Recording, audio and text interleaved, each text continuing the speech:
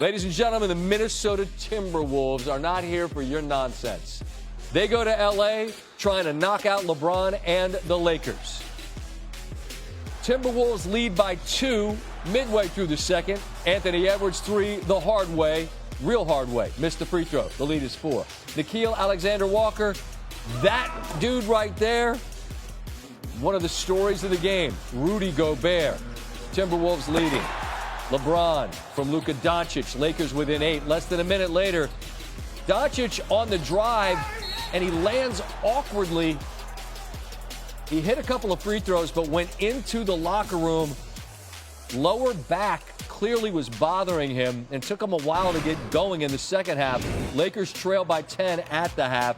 There's Luka with the back brace on, trying to get limber. The lead is 5 for the road team into the third. Great rebound, and it ends up in Luka's hands. Corner 3 from Jared Vanderbilt, 2-point game. Lakers down 4. Doncic up top. Rui Hachimura has the Lakers down 2. Next Lakers possession. Finney Smith puts the Lakers out in front by 1. Last 12 minutes, season on the line for the home team. Doncic goes to work. Fade away as the shot clock is exhausted. He had 28 and 9. Dante DiVincenzo, the miss from 3. Gobert, he had 27 and 24 boards. Minnesota up 3. Julius Randle had 23. Left hand goes to work. Float game. Up 1. Minnesota up 5. Next Lakers possession. LeBron James, corner 3. Gotta have it. Hits. 2-point game, 3 to go. James had 22 and 7.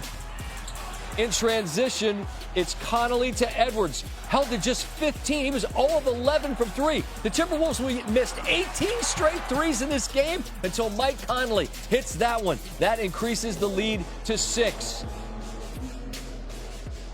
That's kind of how it ends. The Lakers missed a bunch of shots late, couldn't get any closer. The Timberwolves went 7 of 47 from 3, and Edwards had only 15, but they get the win, thanks in large part to this large man. Feels great. Feels great. You know, we had a season with a lot of ups and downs, and to come here and play the way we did tonight means a lot. You referenced the ups and downs. I mean, this was a team that had to put all the pieces together in the beginning, and it didn't come easy at first. You talk about having 8 starters. It could be any rotation at the end of this game. How did you put yourselves as a whole first outside of the individual, and how long did that take? I think we just have a bunch of guys that want to win, and a lot of guys have been through a lot of adversity throughout their career, throughout their life, and you know, we love each other. You know, we understand that one night it might be Naz, one night it might be me, Julius, but we just want to win. And you know, all the things we went through throughout the season just prepared us for this moment. Most nights it's Anthony Edwards who is leading the way, but he was 0 for 10 from 3 tonight. I mean, how great does it feel to be able to rally around him and get this win even on an off shooting night? I mean, he made the right play almost all night, you know, looking for his teammates. And shots, we don't really care. We care about him making the right play and playing defense. And he did those 2 things tonight. And when he does that, we win the game. We welcome Kendrick Perkins to the program. And Perk, I understand the temptation to look at this through the Lakers lens and say, how'd they lose? That's not the way my show operates. I like to talk about the team that won. And I want to give Minnesota their flowers and their due, because they go into L.A. in a spot where I think the world just assumes the Lakers are going to get it in the same way Houston does. They don't. What did Minnesota do that got them this victory that most impressed you?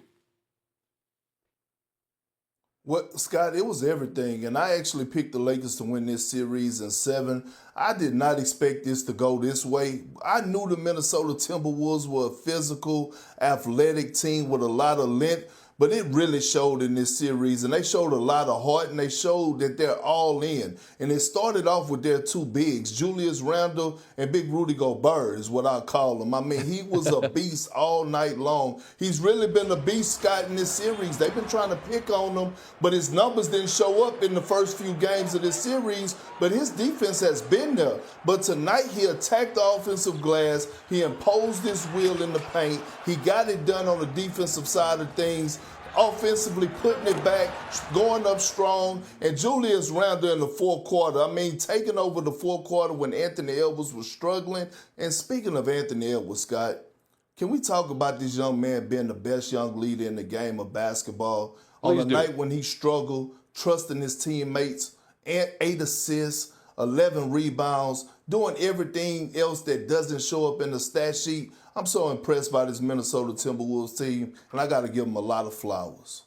Perk, you know how they do in the playoffs, right? When there's guys are sitting there in the presser and they're looking at the box score. Man, if I circle a couple of these numbers, 7 for 47 from 3 and 0 for 11 from 3 and 15. If I read you that before the game, you're saying the Timberwolves got smashed. They didn't, in large part because of Gobert. And that's a guy, Perk, that, like, people talk about this dude sometimes like he's some kind of a bum or a scrub. And I know Luka enjoyed going after him last year in the playoffs. That had to feel tremendous for him to be the guy. He had 8 dunks in this game, no one to protect the rim.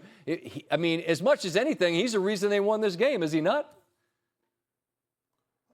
Absolutely, Scott. And look, he got his lick back, right? And look, they tried to go at him. They tried to search him out all throughout this series. And when you go and look at the numbers, the Lakers only shot like 28% against him in his one-on-one defense. He did a hell of a job on the perimeter the entire series, sliding his feet.